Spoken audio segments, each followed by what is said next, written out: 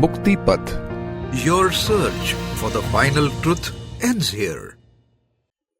प्यारे खोजियों, कई सारे सवाल लोगों ने जो लिखे हैं, कुछ क्रोध पर, कुछ विरोध पर, कुछ सवाल ऐसे जो लोगों के साथ व्यवहार करते हुए परेशानी होती है, तो देखोगे कि सभी के पीछे चाहत इंसान की यह है कि वह परेशान न हो, लोग परेशान आपको न कर पाए, न व्यक्ति, न व्यापार, न वातावरण, न व्याधि। ये सब चीजें ऐसी है जो बदलती रहती है। आज जो प्रशंसा कर रहा था, कल प्रशंसा नहीं कर रहा, व्यंग कर रहा है। चीज बदल गई, परेशान होना शुरू हो गए। ये क्यों बदली? वातावरण एक अच्छा वातावरण था, अचानक बदल गया। आप जाने वाले थे, बारिश आ गई, परेशानी हो गई, वातावरण बदल गया। व्यापार बदल गया, गवर्नमेंट बदल गई, व्यापार बदल गया, परेशानी हो गई। व्याधि, वेदना, दुख, शरीर की पीड़ाएं, कल सिर दर्द नहीं था, आज हो रहा है, परेशानी हो गई। तो जो बदलाहट हो रही है, उसके साथ मन किस मान्यता में है? बिना मान्यता के परेशानी होती नहीं, जरूर कोई ना कोई मान्यता है, वरना परेशान हुए कैसे? तो जब भी परेशानी होगी, एक मौका मिलेगा अपने अंदर मान्यता ढूंढने का। क्या ऐसी बात मेरे अंदर है जो मैं सही नहीं जानता? कौन सा वह अज्ञान है जिसकी वजह से मैं परेशान हो रहा हूं? कौन सा वह अहंकार है जिसको ठेस पहुंचती है, मैं परेशान हो रहा हूं? कौन सी वह बेहोशी है जो टूटती नहीं, इस वजह से मैं परेशान हो रहा हूं? हर कारण, बेहोशी हो, अज्ञान हो, अहंकार हो, सभी कारण सामने आ जाए, प्रकाश में आ जाए, पहचान हो जाए और प्रेम से उसे तोड़ पाएं। प्रकाश, पहचान, प्रेम, ये ऐसी चीजें हैं जो हमें मदद करेगी। अब कुछ और सवालों को लेने वाले हैं जो यहां पर आए हुए हैं।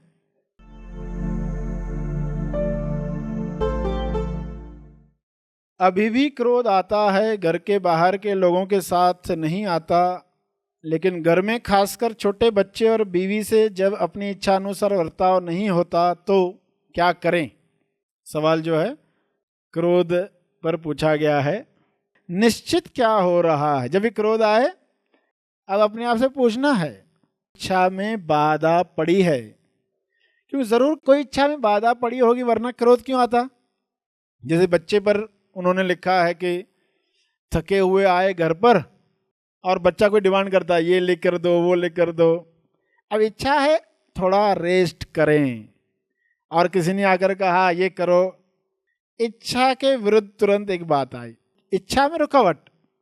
जब भी इच्छा में रुकावट आई है, हमें क्रोध आता ही है। अब अपने आप से पूछना है कि आप क्या चाहते हो, किस तरह का जीवन चाहते हो? परेशान होना चाहते हो कि शान से परे होना नहीं चाहते? आप डिसाइड कर पाओगे। और क्या करोगे कि चलो ये घटना मेरे साथ हफ्ते में 10 बार होती है, तो 10 बार में 2 बार तो मैं उससे मुक्ति प्राप्त करूं, 2 बार तो मैं सही रिस्पॉन्स दूं, 2 बार तो मैं अपने क्रोध का कारण देख पाऊं, 2 बार तो मैं एग्जैक्टली देख पाऊं मेरे शरीर में हो क्या रहा है जब गुस्सा आया है। तो ये 10 में से 2 बार होना भी शुरू हुआ। जिन्होंने शुरुआत की उन्हीं से ही उम्मीद की जा सकती है कि वे क्रोध से मुक्त होंगे। जिन्होंने शुरुआत ही नहीं की, उनसे कोई मुक्ति की संभावना नहीं है। तो पहला जो सवाल था उस पर समझिए कि क्रोध आने का कारण क्या है, कौन सी इच्छा। जब भी क्रोध आए यानी मौका मिला है, मैं देखूं कोई तो इच्छा में बाधा पड़ी है, रुकावट आई है, और इच्छाओं से मुक्त होने के लिए तो शुभ इच्छा जगाई जाती है। शुभ इच्छा क्या है? इच्छाओं से ही मुक्ति हो जाए, यानी इच्छाओं से जो चिपकाव हो जाता है, मुझे मालूम है मुझे नहीं मालूम, अब जा रहे घर में क्या होने जा रहा है, बेटा डिमांड करेगा कि नहीं करेगा, अब वहां आप जाकर देखने वाले हैं, पहले से ही मेंटली रेडी है, घर जाकर ऐसा ऐसा होने जा रहा है, तो अब वहां देख रहे क्या होता है, तो मौका मिल रहा है।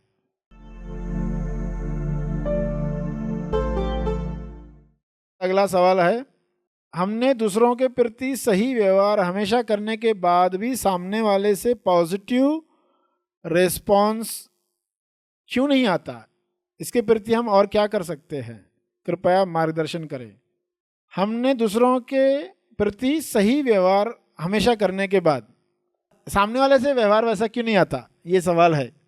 तो पहले अपने आप से पूछो कि आप अच्छा व्यवहार कर रहे हो क्या इस वजह से कि सामने वाला अच्छा व्यवहार करे? आप क्यों कर रहे हो अच्छा व्यवहार? सामने वाला करे इसलिए कर रहे हो, या अच्छा व्यवहार करना चाहिए आप ये जान गए हो इसलिए कर रहे हो? किस लिए कर रहे हो? इसलिए कर रहे हो क्योंकि वह आपकी अभिव्यक्ति है। आप एहसान नहीं कर रहे किसी के ऊपर। सामने वाला अच्छा रिस्पॉन्स दे, बोनस समझना। सामने वाला तो पहले अपने आप से ईमानदारी से पूछना, जो तुम कर रहे हो किस लिए कर रहे हो? ये करना चाहिए, तुम जान गए हो, तुम अपने आप को जान गए हो इसलिए इस तरह कर रहे हो, या एक्सपेक्टेशन ये है कि सामने वाला तभी करेगा अच्छा रिस्पॉन्स तो ही मैं अच्छा रिस्पॉन्स दूं? फिर आप अपना स्वभाव जानकर नहीं कर रहे, आप तो अज्ञान से ही व्यवहार कर रहे। तो ज्ञान प्राप्त करना है तो फिर सामने वाला रिस्पॉन्स देगा तो आप बोनस समझोगे, बोनस में उलझोगे नहीं। उलझोगे नहीं, दिया ठीक है, नहीं दिया तो परेशान नहीं होगे। और फिर आगे सवाल है, इसके प्रति हम और क्या कर सकते हैं? अगर सामने वाला अच्छा रिस्पॉन्स दे आपको तो उसके प्रति क्या कर सकते हैं? क्या कर सकते हैं? उसके शूज में जाकर देखे। हर इंसान की गीता अलग है, उसकी गीता में उलझना नहीं है, मगर उसको समझना है तो वह वैसा व्यवहार क्यों कर रहा है। उसके शूज में जाकर जब देखते हैं तो पता चलता है। हर एक की भाषा अलग है, हर एक की गीता अलग है। एक इंसान खड्डे में गिर गया है और मदद मांग रहा है, लोग उसको हाथ दे रहे हैं, भाई निकालने के लिए उसको कह रहे हैं हाथ दे बाहर निकाले, हाथ दे बाहर निकाले, दे रहा ही नहीं है। आखिर में एक इंसान आया, उसने ऐसा नहीं कहा कि हाथ दे, उसने कहा हाथ ले। ये हाथ ले कहा तो जल्दी से पकड़ लिया,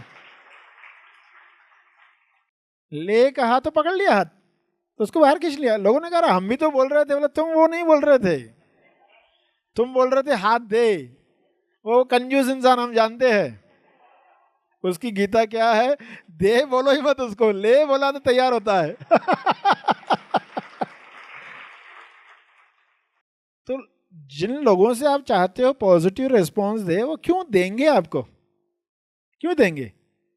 उनके शूज में जाकर देखो वो कौन सी भाषा जानते हैं, उनकी चेतना का स्तर क्या है, तभी आप उनसे वैसे बात कर पाओगे, वरना नहीं कर पाओगे।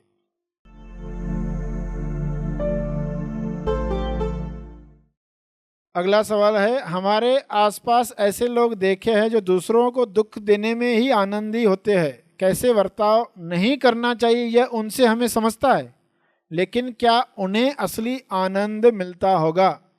कुछ लोगों से बुरा व्यवहार चल रहा है तो उनको देखकर हमें ये तो समझ में आता है कि कैसे व्यवहार नहीं करना चाहिए। इन लोगों की तरह व्यवहार हमें नहीं करना चाहिए, इन लोगों की तरह मान्यताओं में नहीं रहना चाहिए, ये तो हम सीखते हैं।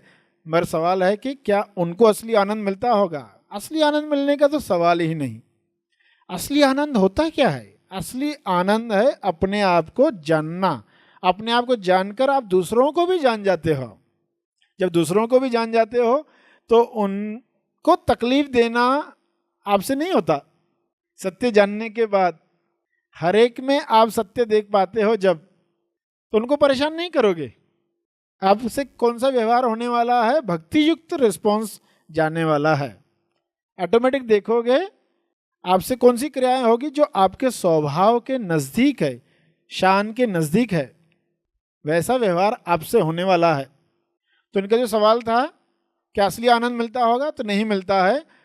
उनका सवाल है आगे, ईश्वर उन्हें इससे क्या देना चाहता है। उनको ईश्वर क्या देना चाहता है, ईश्वर उनको क्या देना चाहता है, ये बात बाजू में रखो। ईश्वर इन बातों से तुम्हें क्या देना चाहता है, ये दिखा रहा है तुमको, तुम्हें क्या देना चाहता है। इन लोगों को देखकर उसको ये सोचना है, क्योंकि ये व्यवस्था की गई है ना, ऐसे लोग हैं कि आजू बाजू में रखे गए आपके, ये व्यवस्था है, इसका फायदा लेना है। हर एक MSY के रोल के हिसाब से आजू बाजू में लोग फिट किए गए हैं। बुद्ध के आजू बाजू में जो घटनाएं हुई तो बुद्धत्व प्राप्त हुआ। आपके चारों तरफ जो घटनाएं हो रही है वो आपको क्या दे, ईश्वर आपको क्या दे रहा है, उस पर ध्यान देना है। उनके लेसन वो सीखेंगे, उनके अलग लेसन है, उनकी अलग गीता है, उनका भी यू टर्न आएगा। हर एक के जीवन में यू टर्न आता है कि लोग पागल खाने की तरफ भी जा रहे हैं। हर एक की यात्रा कहाँ हो रही है, पागल खाने की तरफ। ये तो पागल खाने में पहुंचने से पहले इंसान मर जाता है, इसलिए पागल खाने में पहुंचता नहीं हर एक, और हर एक की यात्रा उसी तरफ है। तो यू टर्न आता है, जहां से वो वहां से दूर होता है, परे जेल शान की तरफ जाता है।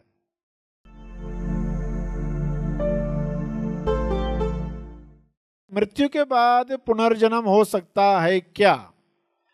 पुनर्जन्म हो सकता है, मगर किसका, ये इंपॉर्टेंट सवाल है। पुनर्जन्म तो होता है, मगर ये मत समझ लेना उस व्यक्ति का। गड़बड़ यही हो गई है। ये सवाल को समझने के लिए एक पूरा प्रवचन चाहिए, तब जाकर ये सवाल का जवाब हमें समझ में आएगा। आज इतना ही समझो कि आपने मट्टी से खिलौने बनाए 10 और उनको तोड़कर फिर दूसरे बनाए, मट्टी को वापस मिक्स किया और उस मट्टी से फिर दूसरे खिलौने बनाए। तो ये दूसरे है, वो पुराने वालों का पुनर्जन्म है क्या?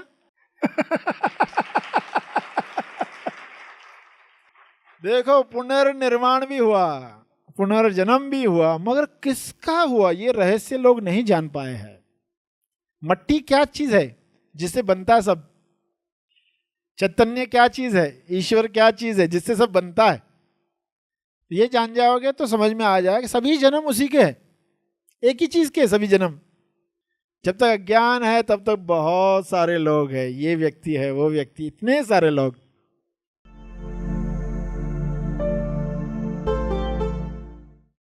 अगला है, आपने कहा है कि सुख है, सुख का कारण है, सुख का निवारण है, सुख मुक्ति की अवस्था है।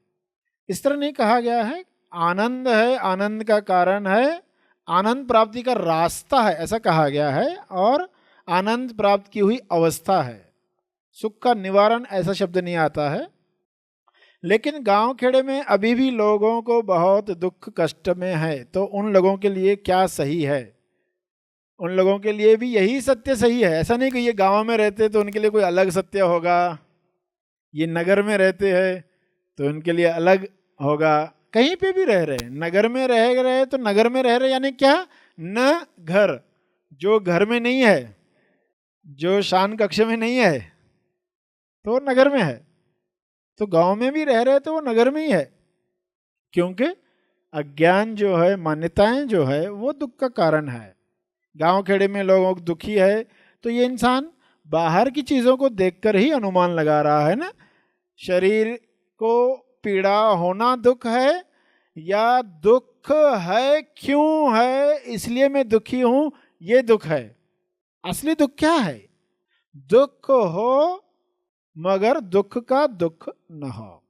शरीर को पीड़ा हो सकती है, मगर एक इंसान को उसका दुख है और एक को उसका दुख नहीं है। पीड़ा तो दोनों को हो रही, दोनों शरीरों को दर्द हो रहा है, दर्द है, मगर एक को दुख है उसका और दूसरे को दुख नहीं है। तो सीक्रेट क्या है? दर्द हो पर दुख न हो, सुख हो मगर सुख जाने का दुख न हो, सुख हो मगर सुख के चले जाने का दुख न हो। अरे चला जाएगा, चला जाएगा। तो एक पर्सन सुख में भी दुख भोग रहा है, दर्द में भी दुख भोग रहा है, हर जगह परेशान। मगर जिसको ज्ञान मिल गया है उसको दर्द है मगर वो दुखी नहीं है। क्या दर्द है, ये सही बात है, इसका इलाज चल रहा है, उसे वो दुखी नहीं होता, क्योंकि उसको सीक्रेट्स मालूम पड़ रहे। तो गांव में रह रहे हो या कहीं पर भी रहे हो, सत्य यही है। आज के हिसाब से इस तरह बताया गया, आनंद है, आनंद का कारण है, आनंद प्राप्ति का मार्ग है, आनंद प्राप्त की हुई अवस्था है। बुद्ध ने बताया उस वक्त के हिसाब से जहां लोग दुख में जी रहे थे, बेसिक अंडरस्टैंडिंग है जहां पर। आज जो यहाँ लोग आए हैं वो कुछ आगे की बातें समझ सकते हैं, इसलिए इस तरह की बातें बताई जाती है। मगर जो बेसिक लेवल पे अभी केजी के अध्यात्म में है, तो वहाँ क्या टीचिंग्स पॉपुलर होती है, भाई दुख है चारों तरफ, दुख का ये कारण है, ये निवारण है, और ऐसी अवस्था। भाषा अलग अलग होगी, अर्थ वही होगा।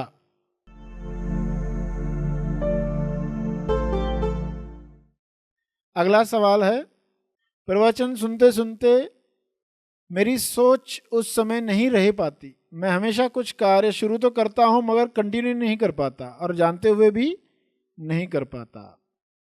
यानी प्रवचन सुनते सुनते प्रेजेंस ऑफ माइंड, मन वहाँ नहीं रहता, इनका ऐसा सवाल है। तो क्या किया जाए, इलाज क्या है? तो इलाज क्या है? PPMP। इलाज है PPMP, यानी perfect practice makes man perfect. ये उसका जवाब है। इसको समझो कि कुछ लोग बैठते हैं प्रवचन में, मन भागते रहता है, एकाग्रता नहीं होती। तो शरीर तो एक हथियार है, इसका इस्तेमाल करना होता है। सभी को शार्प हथियार नहीं मिला, सभी को ऐसा हथियार नहीं मिला कि तुरंत हम पेड़ काटना शुरू कर दें, हर एक को कुल्हाड़ी दी जाए यहाँ पर। तो कुछ लोगों का हथियार कैसा है, वो कुल्हाड़ी को धार नहीं है, तो वो रोते रहेगा क्या, अरे मुझे ऐसी क्यों कुल्हाड़ी मिली। वो क्या धार नहीं है तो धार देंगे। तो धार कैसे देनी है? अपनी एकाग्रता बढ़ानी है, यानी ऐसे कुछ प्रयोग करने हैं जिससे एकाग्रता बढ़ती है। जैसे कोई त्राटक करता है, एक खाली कागज पर एक बिंदु, काला बिंदु लगाकर थोड़ी देर उसको देखता है। पहले 1 मिनट से शुरू किया, मन भागेगा इधर उधर, मन कहेगा नहीं, इस बिंदु को ही देखते रहो। तो धीरे धीरे वो त्राटक का अभ्यास बढ़ाता है।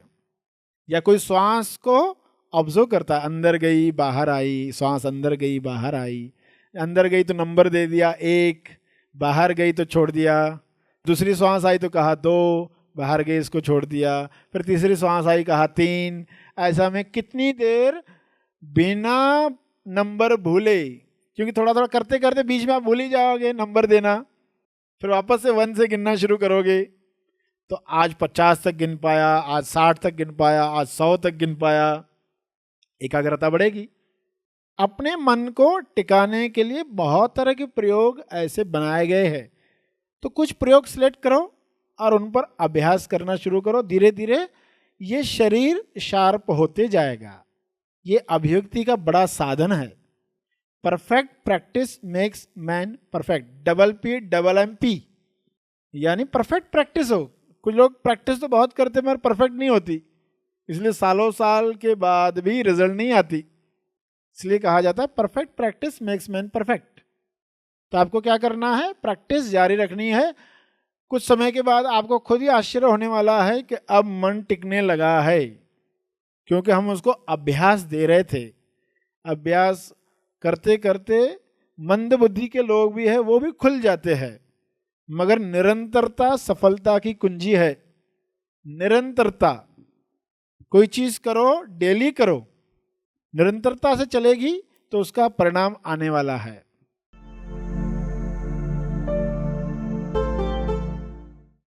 उसके बाद है सवाल, कोई बात को लेबल नहीं लगाना है या कपट मुक्त होना है, तो किसी को अप्रिशिएट करना या अच्छा और बुरा फीडबैक देना है या नहीं? सवाल एक लेबल लगाना नहीं चाहिए। तो फिर किसी को हम अच्छा बताएं, कोई अच्छा कार्य किया हो, उसको फीडबैक दे, कुछ बुरा किया हो, तो ऐसा करे कि नहीं? अच्छा और बुरा फीडबैक देना है या नहीं, ये सवाल है। तो पहले तो अच्छा बुरा का लेबल लगा ही नहीं इस पर कि ये फीडबैक अच्छा है, ये फीडबैक बुरा है। ये लेबल न लगाते हुए ये समझें कि आप जो फीडबैक दे रहे हो उसके पीछे भाव क्या है। भावना है अगर सामने वाले में इम्प्रूवमेंट हो, उसका विकास हो, तो ये फीडबैक ज़रूर देना। और अगर नेगेटिव फीडबैक दे रहे हो, सामने वाले की गलती बता रहे हो, तो अच्छे ढंग से बताना है, बिना कड़वे होकर कड़वी बात बतानी है। लोग वरना सत्य बताते हैं तो उनको लगता है कि हमें हक मिल गया है किसी को दुखाने का। हक नहीं मिला है। सत्य बता रहे हो तो लाइसेंस नहीं मिल गया। नहीं तो कोई किसी को बता रहा है तुम्हारा ये फॉल्ट है, तो ऐसे बताता है कि वो बेचारा नाराज हो जाता है, तुमको ऐसा करना चाहिए, तुम ऐसा करते हो, तो बेचारा बहुत परेशान हो जाता है। तो फीडबैक दे रहे हो तो कैसे दो, आपको लाइसेंस नहीं मिला है किसी को हर्ट करने का, दुखाने का, उसको अच्छे ढंग से आप बता सकते हो। क्या बता सकते हो कि भाई देखो ये गलती मैंने देखी है, शायद मैं गलत रहूँगा, हो सकता है मैं इस बात पर गलत रहूं, मगर मुझे ऐसा लगा इसलिए मैं बता रहा हूं। शायद मैं गलत रहूंगा, अक्सर रहता हूं, शायद मैं गलत रहूंगा, अक्सर रहता हूं। उसको बुरा नहीं लगेगा कि ये बहुत शाना है, मुझे सिखा रहा है। आप बता रहे हो कि भाई गलतियां सभी से होती है, मैंने ऑब्जर्व की थी या मुझे किसी ने कहा था इसलिए बता रहा हूं। तो इतने अच्छे ढंग से बताई जा सकती है कि सामने वाले को खुशी होगी, नेगेटिव सुनकर भी खुशी होगी। क्रिटिसाइज मत करो, क्रिटिगाइड करो। क्रिटिसाइज मत करो, क्रिटिगाइड करो। क्रिटिसाइज करना यानी व्यंग करना, क्रिटिगाइड यानी सामने वाला सुधार कर पाए, ऐसे ढंग से बताया जाए।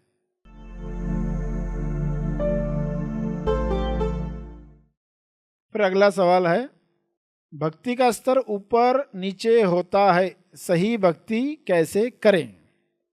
सही भक्ति सही पहचान से होती है। नीचे ऊपर होते रहेगी, शुरू में ये होता ही है। पहचान थोड़ी ढीली हो गई तो भक्ति कम हो जाती है। और जैसे अलग अलग लोगों के घर होते हैं, अलग अलग जगहों पर होते हैं। कुछ घरों में खिड़की की डायरेक्शन ऐसी होती है कि बहुत धूल आ जाती है, तो रोज़ साफ करना पड़ता है, डस्टिंग रोज़ चाहिए। और कुछ घरों में हफ्ते हफ्ते में साफ किया तो चलता है। तो भक्ति कम हो रही, यानी कि क्या है, पहचान धुंधली हो रही। मनन है वह तलवार, जिसे मनन करते हैं कि हमारे जीवन में क्या मौका आया है। मोक्ष प्राप्त हो सकता है अगर हम इस पर मनन करते, सही रिस्पॉन्स देते हैं। वाकई जब मनन करोगे तो इतनी बड़ी कृपा हो चुकी है, हम क्या कर रहे। जितना मनन होगा आप देखोगे भक्ति बढ़ते जाएगी। तो मनन से अपने भक्ति को जगाए रखना है। जब भी लगे ये कम हो रही है, यानी पहचान धुंधली हो रही है, फिर डस्टिंग होनी चाहिए। ऐसी कौन सी मान्यताएं घुस आई है, लोगों की बातें सुन सुनकर, चारों तरफ लोगों से सुन रहे हैं ना कुछ, तो बातें अंदर घुस जाती है। तो अपने आप से पूछना है हर रात को, आज क्या क्या सुना, तो निकाल दोगे उन बातों को, डस्टिंग हो गई।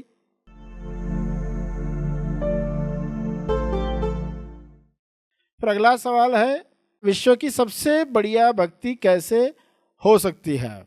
सबसे बढ़िया तब होगी जब आपके अंदर से यह विचार निकल जाएगा कि सबसे बढ़िया होनी चाहिए भक्ति में। दूसरों से बढ़िया, दूसरों से सुपीरियर वाली बात नहीं आती है। वहाँ भक्ति अपने आप में पूर्ण है, अपने आप में बड़ा रिवॉर्ड है, अवार्ड है। तो दूसरों से अच्छी हो, या जो व्यक्ति चाहता है आगे रहने की, सुपीरियर होने की, वो जब निकल जाती है तो ऑटोमेटिक बढ़िया होने लगती है, मगर वो विचार नहीं होता।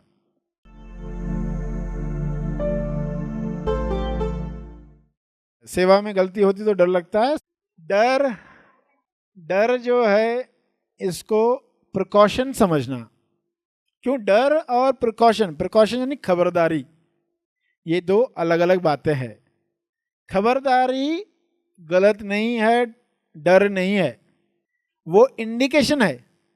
कुछ बातों में हमें सजग रहना, कोई काम कर रहे हैं ना, थोड़ा सजग होकर कर रहे हैं, तो अंदर आपको लग रहा है कि मैं डर रहा हूं, एक्चुअली क्या होता है, प्रिकॉशन होती है। ईश्वर के प्रति डर ना हो, आदर हो। जब आदर होता है तो सामने वाले को लगता है डर रहा है, और आप बोलते मैं आदर की वजह से झुक रहा हूं, इसमें आदर है, डर नहीं है। तो प्रिकॉशन रखे, खबरदारी कि गलती ना हो जाए, ये प्रिकॉशन हो।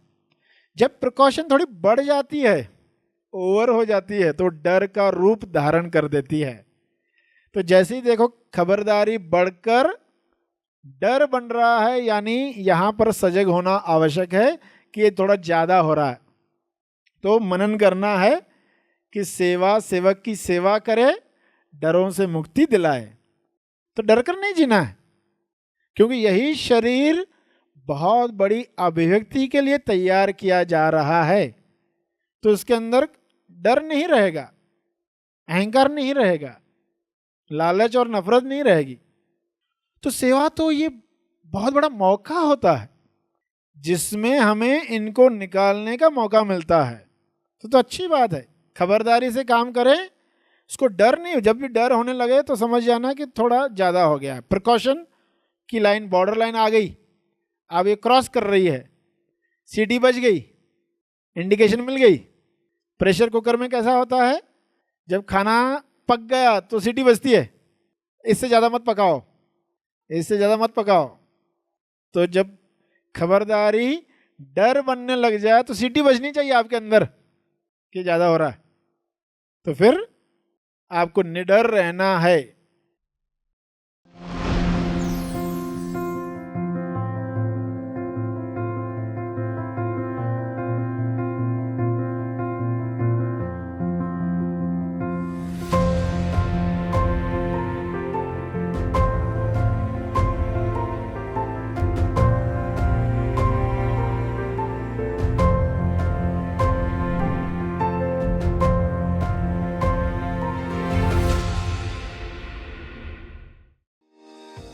हेलो दोस्तों, क्या आप ऐसे ज्ञान की तलाश में हैं जिसे पाकर आप एक बेहतर जीवन जी सकते हैं?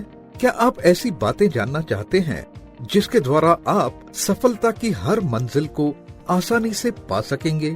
क्या आप भी युवा अवस्था में परेशानी और तनाव का कारण बनने वाली समस्याओं से लड़ रहे हैं? तो आपके लिए है गुड न्यूज। तेज ज्ञान फाउंडेशन आपके लिए लेकर आया है एक नया YouTube channel, youth win energy happy thoughts. यह चैनल यंगस्टर्स के इंटरेस्ट और जरूरतों को ध्यान में रखकर बनाया गया है। खास युवाओं के लिए बनाए गए इस YouTube चैनल पर एनलाइटन मास्टर सर श्री जी द्वारा युवाओं को मिलेगा उनके जीवन की हर एक समस्या पर उच्चतम मार्गदर्शन, जैसे बुरी आदतों से छुटकारा कैसे पाएं, हर परिस्थिति में सही निर्णय कैसे लें, सफलता कैसे मिलती है, डर और तनाव को अपने जीवन से कैसे निकालें, असफलता का सामना कैसे करें, निराशा को आशा में कैसे बदलें, क्रोध को सही दिशा देकर उसका उच्चतम लाभ कैसे लें, विचारों को सही दिशा कैसे दें, इत्यादि अनगिनत वीडियोस का लाभ इस चैनल पर आप ले पाएंगे। यह चैनल हर एक युवक को जीवन की सही राह तो दिखाएगा ही, साथ ही उनकी शारीरिक और मानसिक रूप से सशक्त और सक्षम बनाने में भी सहायता करेगा। तो youth win energy happy thoughts channel को सब्सक्राइब करें और उज्जवल जीवन की यात्रा में शामिल हो जाएं। अधिक जानकारी के लिए संपर्क करें। धन्यवाद। इस वीडियो को लाइक और शेयर जरूर करें, साथ ही अपने अभिप्राय हमें कमेंट करके जरूर बताएं। हैप्पी थॉट्स तेज ज्ञान चैनल और सर श्री तेज ज्ञान चैनल को आज ही सब्सक्राइब करें और लेटेस्ट अपडेट्स सबसे पहले पाने के लिए बेल आइकन को दबाएं। धन्यवाद।